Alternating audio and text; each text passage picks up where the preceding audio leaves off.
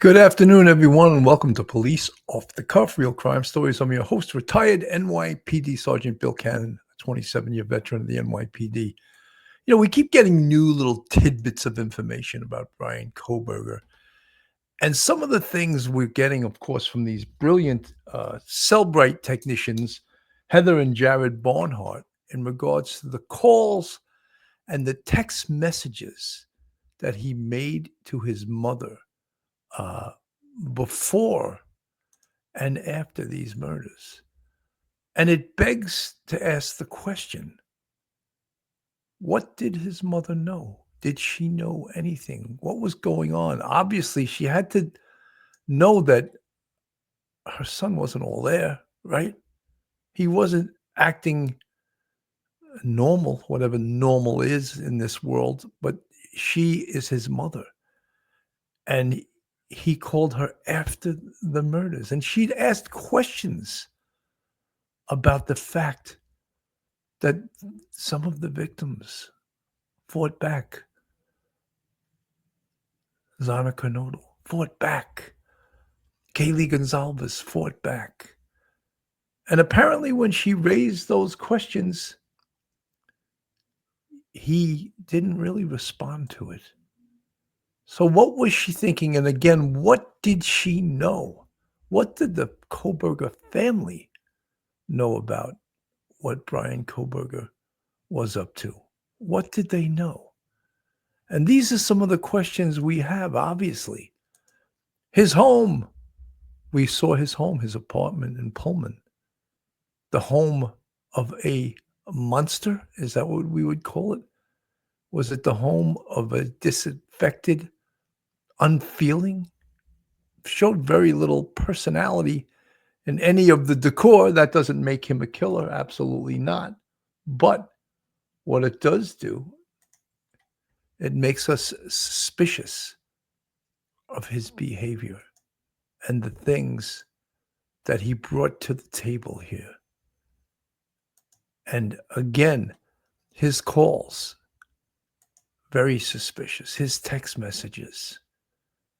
And I'm going to play from live court TV some of the evidence against him in regards to these calls, these text messages. We're getting more details now coming to light about Kohberger and his phone activity after the murders, according to people.com. The quadruple killer called mom multiple times after killing Madison Mogan, Kaylee Gonzalez, Mother Kernodle, and Ethan Chapin.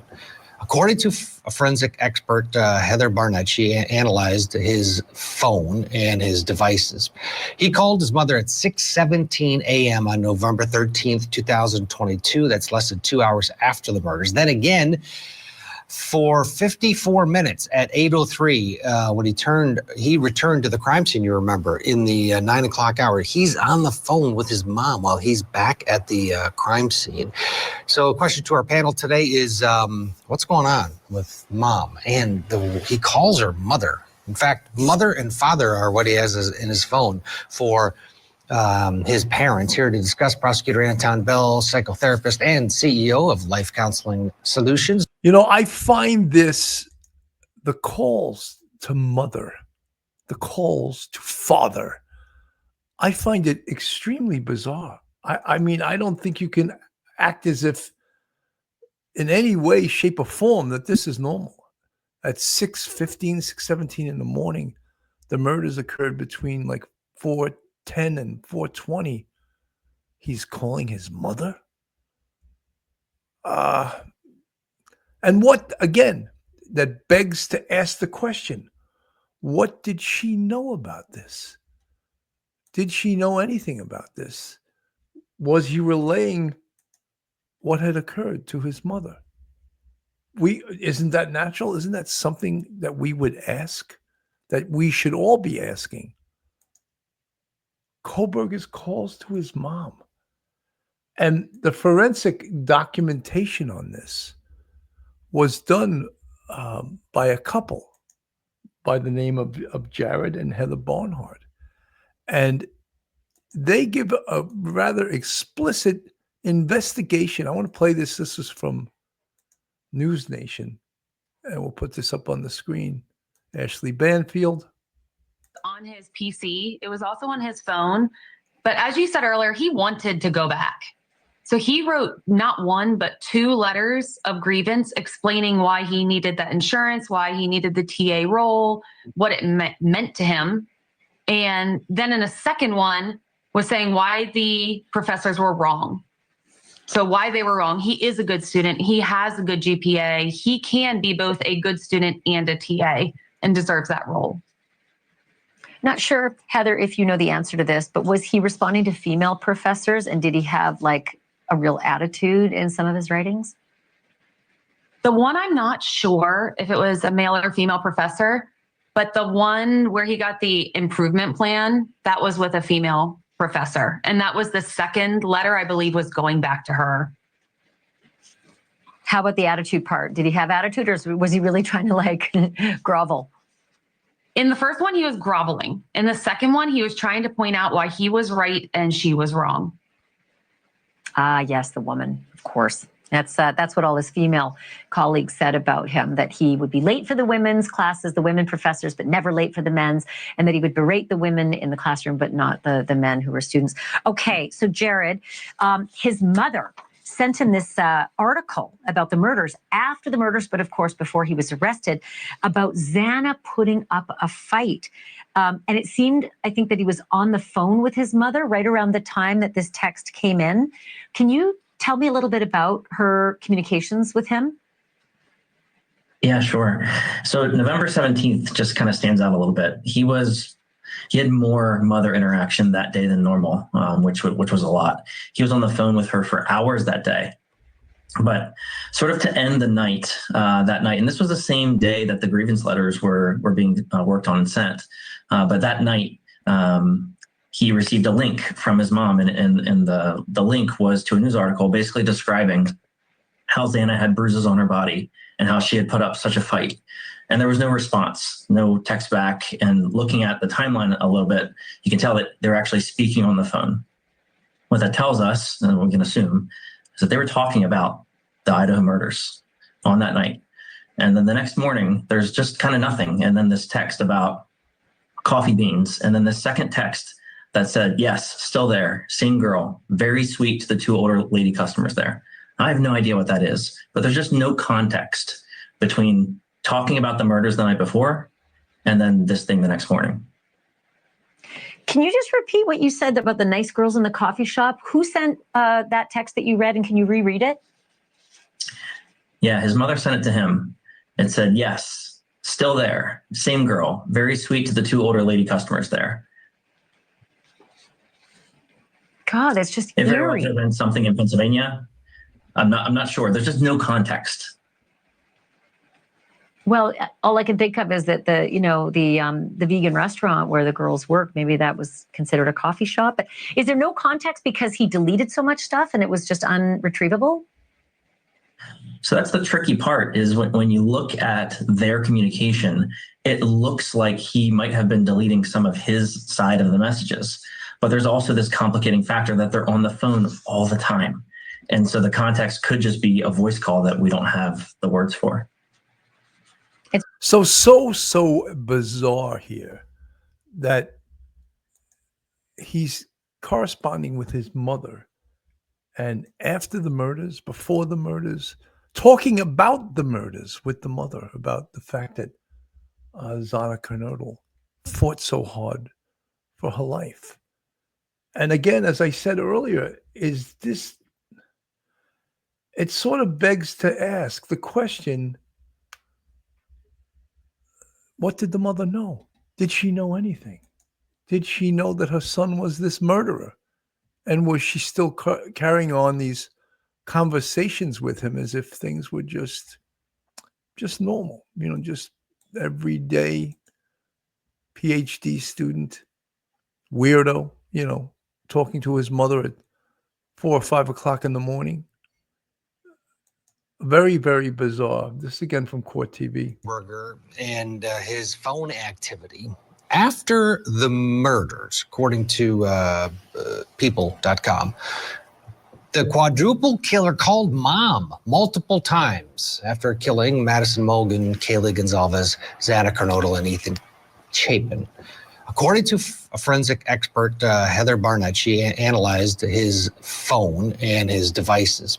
He called his mother at 6:17 a.m. on November 13th, 2022. That's less than 2 hours after the murders. Then again, for 54 minutes at 8:03, when he returned to the crime scene, you remember, in the 9 o'clock hour. He's on the phone with his mom while he's back at the crime scene. So a question to our panel today is, what's going on with mom? And he calls her mother. In fact, mother and... So very, very bizarre that he returns to the crime scene. We all know that's very bizarre too, right? To return to the crime scene. And what was he returning to the crime scene for? Was he returning to the crime scene to get the thrill of to see the police response, to see what was going on outside that house? Or did he go there for a more practical reason, like to retrieve evidence that he left behind? For example, the knife sheath. Did he realize at some point that he left that behind, that he left the knife sheath behind? And was he trying to retrieve it? That's a question that we all have to ask, but we don't know the answer to that, since Brian Kohberger never allocuted, he never admitted to his crimes. Folks, FanDuel is a sponsor of the Police Off the Cuff podcast on the Believe Network. And tonight is the opening night of the NFL season on FanDuel. You can go on Sportsbook and place a bet. Tonight, the opening round game is the Philadelphia Eagles versus the Dallas Cowboys on FanDuel. FanDuel, a new sponsor for the Police Off the Cuff podcast. Folks, if you're not subscribed to us, please subscribe, like, comment, share, and of course, subscribe the Police Off the Cuff podcast. So yeah, all of this information, calls to his mom, calls to his dad, things that are quite bizarre to all of us. You know, the secrets that are inside Brian Kohberger's phone, the secrets that we're all learning about now. And imagine if all of this information, again, we all know that this case didn't go to trial because he pled guilty. But imagine all of this information was presented in a court of law. Would it have impressed the jury? Would it have been very, very powerful evidence to the jury? Well, I believe so. I believe this is Ashley Banfield again from News Nation. Now reveal is an eerily close, maybe even pathological bond between the cold-blooded killer and his mother, Marianne Kohberger. We now know that Kohberger called his mother less than 2 hours after slaughtering those 4 innocent kids. And by the way, in a nod to Norman Bates in the movie Psycho, that is what he called Marianne Kohberger, mother, not mom, not ma. He called her mother. He wrote it in his contacts, and he texted the words when he talked to his mother and his father. We're going to dig into the psychology of that in a moment. But Kohberger didn't just call his mother one time. He continued to call his mother all throughout the day of those murders. First call came to her at 6:13 a.m. Quote unquote, mother didn't answer. So Brian called father, also has father in his contacts and texts the word father when he talks about him. He called his father 1 minute after mom didn't answer. And apparently he used to do that a lot. He called his mom, and if she didn't answer, he would right away dial father. And at 6:17 a.m., his mom actually did connect with Brian Kohberger, and the two of them spoke for 36 minutes. Just think about this. The two of them spoke for 36 minutes, less than 2 hours after Brian Kohberger had exacted that horrifying vengeance at 1122 King Road. And then a little bit later, like within 2 hours again, at 8:03 a.m., Brian Kohberger calls his mom again. This time they speak for 54 minutes. But the timing of this call is absolutely chilling. And here's why. Brian Kohberger returned to King Road, the scene of the crime, at about 9 o'clock in the morning. We all assume that it was because he left a knife sheath behind and he wanted to find it. If he dropped it outside, he needed to get it. But the timing means that he was on the phone with his mother while he was en route back to the scene of the crime. And at 9 a.m. on the dot, he and mom are chatting. He's at the murder scene, probably looking around for the sheath outside. Dare he go back inside? Nobody knows those kids are dead yet. There's no cops there. There's no nothing. And he's skulking around outside. And he's talking to her for about 9 more minutes. Remember, the police say he spent about 10 minutes at the scene that morning before anyone knew what had gone on there. And 9 of those minutes, he's chatting with his mom. You know, what was his conversation or the demeanor of his conversation like with his mother? Realize this. He had just killed 4 people. He had just killed 4 human beings. Was he cool as a cucumber while he was talking to mother? Was he cool? Did his mother, from a motherly intuitiveness, a mother's sixth sense, did she figure out that something was wrong? Most mothers would know just through the interaction of a son about his demeanor, how he was speaking to her, and she spoke to him quite often. What did she know? Was anything that he said to her a red flag? Oh my God, the whole conversation should be a damn red flag. And again, it's very, very suspicious to me. What did mother know? You know? And again, if this had gone to trial, would the prosecution have called mother and father as witnesses for the prosecution in regards to some of these calls, some of their son's demeanor, some of their son's actions? Would they have used them as witnesses? These calls are certainly suspicious as all hell. And we would love to hear from mother and father, to hear what their son was talking about when he called them right after the murders.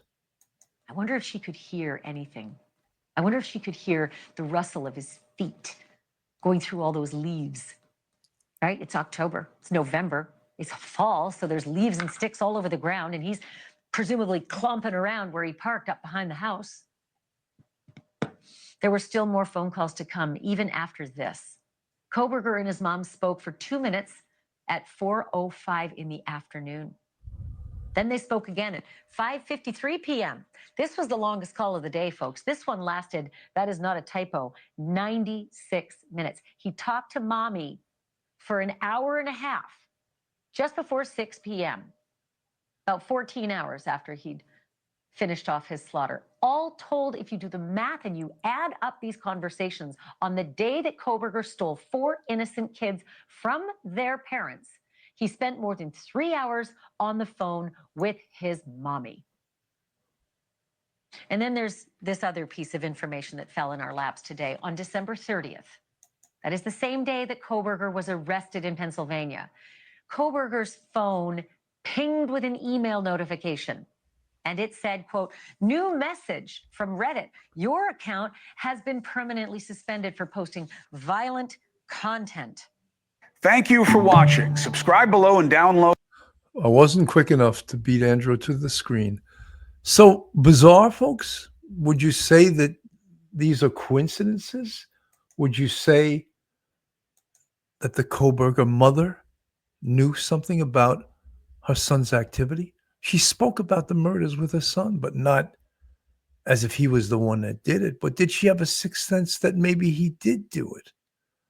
As she discussed how hard Mother Kernodle fought for her life, as she discussed these murders and these phone calls, these text messages, 96 minutes on the phone with his mother on the day of the murder, but at 5-something p.m., calling from the scene, going back to the scene, potentially to retrieve evidence or potentially to just get a thrill from going back to the scene.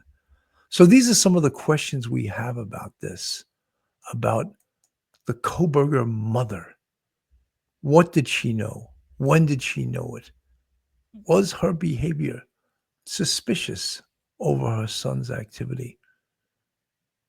I think it was, but we may never, ever know. Folks, I'm Bill Cannon from Police Off the Cuff. Hit that subscribe button, hit the like button, share us with your friends and your family, and make lots of comments. Have a great day, everyone, and God bless. One episode just ain't enough.